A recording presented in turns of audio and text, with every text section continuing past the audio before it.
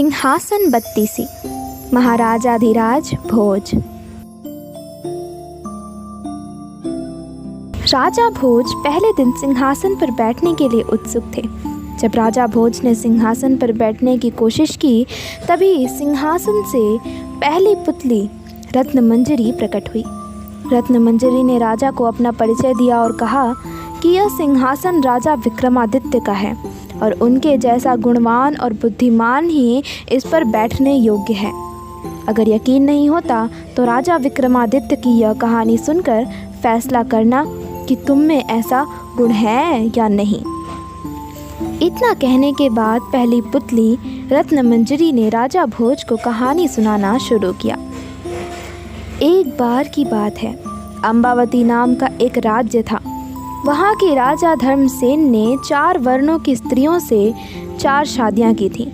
पहली स्त्री ब्राह्मण थी, दूसरी क्षत्रिय, तीसरी वैश्य तथा चौथी शूद्र थी।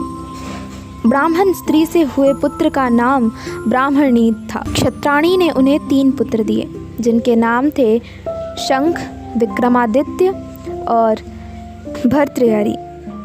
वैश्य पत्नी से हुए पुत्र का नाम था चंद्र और शूद्रानी के बेटे का नाम धन्वंतारी था।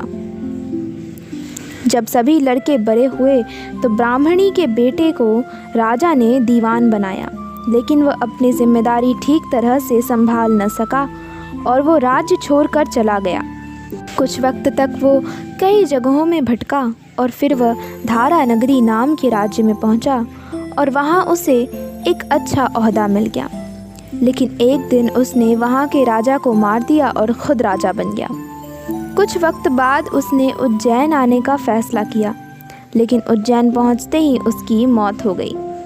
उसके बाद क्षत्राणी के बड़े बेटे शंख को लगा कि उसके पिता विक्रम को राज्य का राजा बना सकते हैं। ऐसे में उसने अपने सोते हुए पिता पर हमला कर उसे मार डाला और खुद को राजा घोषित कर दिया।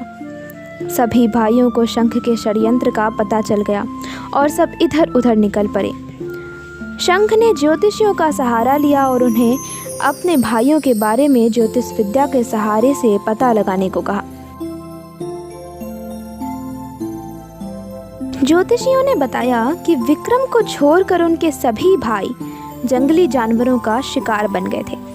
विक्रम अब बहुत ज्ञानी हो चुका है और आगे चलकर बहुत बड़ा सम्राट बनेगा। यह सुनकर शंख को बहुत चिंता होने लगी और उसने विक्रम को मारने की योजना बनाई। शंख के मंत्रियों ने विक्रम को ढूंढ निकाला और शंख को इसकी जानकारी दी। शंख ने एक तांत्रिक के साथ विक्रम को मारने की योजना बनाई। उसने तांत्रिक से कहा कि वो विक्रम को काली की आराधना की बात बताए और उसे सिर झुकाकर काली की पूजा करने को कहे। जैसे ही विक्रम गर्दन झुकाएगा तो वो उसकी गर्दन काट देगा। तांत्रिक विक्रम के पास गया और उसने शंख के कहे अनुसार विक्रम को काली की आराधना के लिए सिर झुकाने को कहा। शंख भी वहीं छिपा बैठा था। विक्रम ने खतरा महसूस कर लिया था। उसने तांत्रिक को सिर झुकाने की विधि बताने को कहा और तांत्रिक जैसे ही झुका, शंख ने उसे विक्रम समझकर उसकी गर्दन काट दी। इतने में विक्रमादित्य ने शंख के हाथ से तलवार लेकर उसकी भी गर्दन काट दी और अपने पिता की हत्या का बदला ले लिया। फिर विक्रमादित्य राजा बने और अपने राज्य और प्रजा का पूरा ध्यान रखने लगे। हर तरफ उनकी जय जयकार होने लगी। एक दिन राजा विक्रमादित्य शिकार करने जंगल गए। उस जंगल में जाने के बाद राजा विक्रमादित्य को बाहर निकलने का कोई रास्ता नहीं दिख रहा था।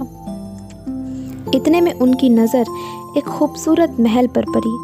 वो अपने घोड़े पर सवार होकर उस महल में पहुँचे। वो महल राजा बाहुबल का था। राजा विक्रम जैसे ही वहाँ पहुँचे तो वहाँ के दीवान ने राजा विक्रमादित्य को कहा कि वो बहुत मशहूर राजा बनेंगे, लेकिन उसके लिए राजा बाहुबल को उनका राज तिलक करना होगा। साथ ही उसने यह भी कहा कि राजा बाहुबल बहुत दानी है और जैसे ही विक्रमादित्य को मौका मिले वो राजा से स्वर्ण जड़ित सिंहासन मांग ले। यह स्वर्ण जड़ित सिंहासन भगवान शंकर ने राजा को भेंट दिया है। वह सिंहासन राजा विक्रमादित्य को सम्राट बना सकता है। राजा बाहुबल ने विक्रमादित्य का अतिथि सत्कार और राज तिलक किया। इस दौरान विक्रमादित्य ने सिंहासन की मांग की और राजा बाहुबल ने विक्रमादित्य को उसका सही हकदार समझते हुए बिना संकोच सिंहासन दे दिया। कुछ दिनों तक बाहुबल के महल में रहने के बाद राजा विक्रमादित्य सिंहासन लेकर अपने राज्य वापस आ गए। सिंहासन की बात दूर दूर तक फैल गई। हर कोई राजा विक्रमादित्य को बधाई दे रहा था। इतना सुनाते ही पुतली रत्नमंजरी ने कहा कि राजा भोज, अगर ऐसा कोई काम आपने भी किया है तो आप इस सिंहासन पर बैठ सकते हैं। ये कहने के बाद पहली पुतली रत्नमंजरी उड़ गई। यह सुनकर राजा भोज ने उस सिंहासन पर बैठने का फैसला टाल दिया और सोचा कि अगले दिन आऊँगा और सिंहासन पर बैठूँगा। इस कहानी से यही सीख मिलती है कि कभी लालच नहीं करना चाहिए और दूसरों का बुरा नहीं सोचना चाहिए। जो दूसरों का बुरा चाहते हैं उनके साथ कभी अच्छा नहीं होता।